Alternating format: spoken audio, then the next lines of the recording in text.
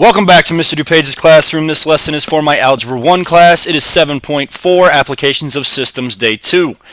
Examples, you need to write a system of equations for each problem, then solve using a method of your choice.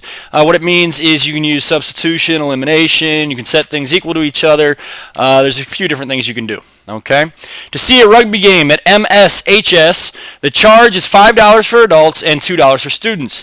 If the team sold 500 tickets for a total of $1,450, how many of each ticket was sold? We've done a few problems like this in the past. What we need to do is set up two different equations. One is going to be about the number of tickets that were sold. One is going to be about the total cost. So the first equation we're going to set up is the number of tickets that were sold. So I have the number of adults plus the number of students equals the total number of tickets that were sold, which is 500. The next one, we have to set up an equation that talks about the amount of money that was made. And that's the $1,450. So it's going to be $5 for every adult ticket plus $2 for every student ticket is going to equal $1,450. Now, there's a couple different ways you go about this. You could subtract A or S and then use substitution, or you can just use elimination. Me personally, in this situation, I'm going to use elimination. So I'm going to multiply the top equation by -2, which would get me this equation down here. It'd be -2A minus 2S would equal -1,000. When I have that equation, I'm going to add my new equation and my old equation together and get a new equation that only has one variable. So 5 minus 2a would be 3a. Positive 2s minus 2s would be 0s, so I don't need it anymore. 1,450 minus 1,000 would equal 450. From here, I need to divide by 3. The number of adult tickets sold would be 150 adults. You remember, if you have a story problem, you always need to label it. Okay? Now that I know how many adults there are, I can plug that back into one of my two original equations to find out how many students there were. So what I'm going to do is I'm going to take the 150 and plug it in for the A in my top equation. So it'd be 150 plus S equals 500. If I subtract 150 from both sides, then S would equal 350 students. And now I have figured out how many adult tickets were sold and how many student tickets were sold. Okay? All right, let's move on to problem number 2. A cab ride costs $1.70 plus 10 cents per tenth of a mile if you use the Elmo Cab Company. The cost is $1.55 plus 15 cents per tenth of a mile if you use the Big Bird Cab Company. For what distance will the cab rides cost the same? So what we're going to do here is we need to figure out two equations. They're both going to talk about cost, but one's going to talk about the cost of the Elmo Cab Company, which is the first cab ride that we talked about. So I'm going to do the cost of the Elmo Cab Company is 1.70 plus 0.1 times the mileage. Okay? The next equation needs to be the cost of the Big Bird Cab Company. So again, it's going to be the cost is going to equal $1.55 plus 0.15 times the mileage. Now, we have two separate equations that are talking about cost. So what I can do here is actually use substitution. In order to use substitution, I'm going to take the 1.55 here and plug it in for that C. So when I do that, I end up with 1.55 plus 0.15m is equal to 1.70 plus 0.1m. At this point, what I need to do is start to combine like terms. So in order to get the m's on the same side, I would subtract the 0.1m from both sides. That would get me 1.55 plus 0.05m is equal to 1.70. Now I need to subtract the 1.55. So 0.05m would equal 0.15. Now if I divide by 0.05 on both sides, my mileage would equal 3/10 of a mile. Okay, because it asks us for what distance will they cost the same. As you can see, what I did is I set the two equations equal to each other. It's the same thing as substituting or using the substitution method. Okay, a hot air balloon is 10 meters above the ground, rising at a rate of 15 meters per minute. Another balloon is 150 meters above the ground, descending at a rate of 20 meters per minute. After how long will the balloons be the same height? Well, again, here I need to go ahead and make two separate equations, and it's asking us about the height, right? So it'll be the height of the first hot air balloon. Well, the first hot air balloon says that it's 10 meters above the ground and rising at a rate of 15 meters per minute. So it'd be 10 plus 15 meters, okay? Meters per minute, but I'm going to use M for my meters per minute, okay? Now I need an equation for my second hot air balloon, which it says it's 150 meters above the ground and descending, so I'll subtract it, at a rate of 20 meters per minute, okay? After how long will the balloons be the same height? What we're going to do here is we need to solve for M. So again, I'm going to do the same thing that I just did on the last equation. I'm going to take and substitute that whole thing in for H. So I'd have 150 minus 20M is equal to 10 plus 15M. Combine like terms, so I'll add 20M to both sides. So I have 150 is equal to 10 plus 35 M. If I subtract 10 from both sides, 140 will equal 35 M. From here, I need to divide by 35. So the amount of time will be M equals 4 minutes. All right. Now that we know how long it would take, it's asking us what would the height be when they come together. So what we're going to do is we're going to take this 4 and plug it back in for either this M or this M. It doesn't really matter which one you use. I'm going to use the top equation just because the numbers are smaller. So my H will equal 10 plus 15 times, remember, all I'm doing is substituting. So I'm going to write the problem out exactly the way it looks until I get to the variable that I want to substitute for, which is that M. Then I'm going to make a set of parentheses and put what I'm putting in place of the variable.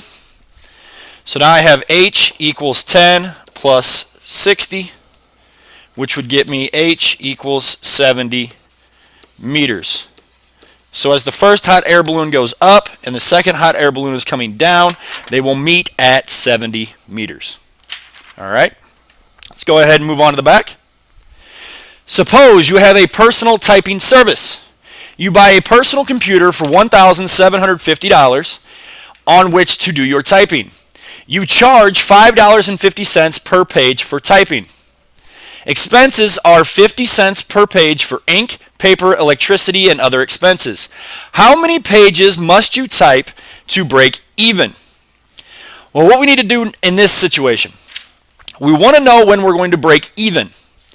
So it's going to be, we need to have an equation for our cost.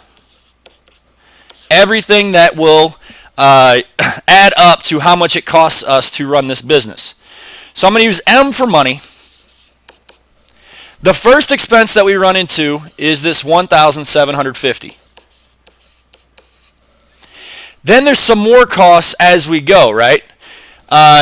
If you keep reading, it says you charge $5.50 per page. That's not going to be anything to do with cost. That's going to be partially to do with your profit, right? But there's other expenses of 50 cents per page. So I need to use this 50 cents. If it says per page, that means I have a variable. So then I add 0.5p for the 50 cents per page. Now there's another equation I'm going to need here, and that has to do with the money I'm making, which is you charge $5.50 per page. So my income is going to be my second equation. So again, I'm going to use money for my income. How do I figure out how much money I'm making, or my income, I should say? It would be $5.50 per page. So again, I'll use P for the number of pages. Now it's asking us how many pages must you type to break even. So it wants to know when will our cost and our income be equal. So what I'm going to do is I'm going to take this 5.5p, plug it in for that m, and we can find out when we would break even. So it would be 5.5p is equal to 1,750 plus 0.5p. Combine like terms by subtracting 0.5p from both sides. So now I have 5p is equal to 1,750. If I go ahead and divide by 5, I end up with p equals 350 pages. So you would need to type someone else's page or someone else's papers up to 350 pages just to break even. All right. Now, Harriet received a total score of 1,340 on the SAT. Her math score was 400 points less than twice her verbal score. What were her two scores? Well, we've done some problems like this in the past too, where this right here, it says her math score was 400 points less than twice her verbal score. So it sounds like I'm going to have two variables. One is going to be M for her math score. One is going to be V for her verbal score. It says her math score was, so it'll be M equals. Let's figure out what M would equal. Well, it's 400 points less than twice her verbal score. If you remember, earlier on in the first semester, we had less than meant that we actually flipped the order that these two pieces of information came in. So it's twice her verbal score less 400 points. So how do I write twice her verbal score as an algebraic expression? Well, that would be 2v, 2 times her verbal score. How do I say 400 points less than twice her verbal score? Well, then I would subtract 400. So now we have 400 less than twice her verbal score. The other bit of information that it gives us is that her total score was 1340 on the SAT. Well, in order to figure out what her total score was going to be, what you need to do is take the math score plus the verbal score, and it would get you the total amount. So now I have two equations that are set up really, really nicely that for me to use substitution. So I'm going to take this 2v minus 400, plug it in for that m. So we'll do that right away. I have 2v minus 400 plus v equals 1,340. Well, 2v plus v is going to get me 3v minus 400 equals 1,340. If I add 400 to both sides, I would end up with 3v is equal to 1,740. Go ahead, divide by 3. And her verbal score would then be 580. Okay? Now that I know what her verbal score is, I can take the 580, plug it back into either one of the two equations that I want, and find out her math score. Well, if you'll notice, our first equation up here, the math score is already by itself. So I'm going to take the 580 and plug it in for v in that equation. So I'm going to start writing the equation exactly the way it looks until I run into my v. So m equals 2. I've run into my v now, so I'm going to use parentheses, minus 400. Well, what is v? It's this 580. So I'll put 580 in for v. M then would equal 2 times 580 is 1,160 minus 400. So her math score then would be 760. Okay? 10. The concession stand sells hot dogs and pop during football games. Daniel bought 6 hot dogs and 4 cans of pop for $6.70. Greg bought 4 hot dogs and 3 cans of pop for $4.65. What is the price of each item? In this case, it flat out told us that we have two equations. One is for what Daniel bought. One is going to be for what Greg bought. So I have 6 hot dogs plus 4 cans of pop will equal $6.70 for what Daniel bought. Now for the equation for Greg, I would have 4 hot dogs plus 3 cans of pop would equal $4.65. Now I don't really have an exactly easy way, like it's not really set up just like that last problem where we know right away it's going to be substitution. I could find a way to solve for H or P, but that would take quite a bit of work and I would open myself up for a lot of mistakes. So what I'm actually going to do is I'm going to multiply my top number, or my top equation, by 3 and multiply my bottom equation by -4. The reason why I did that is because when I might take 3 times 4, I'm going to get 12. If I take -4 times +3, I'm going to get -12, which means when I add the two equations together, I'm going to end up with my p's being gone.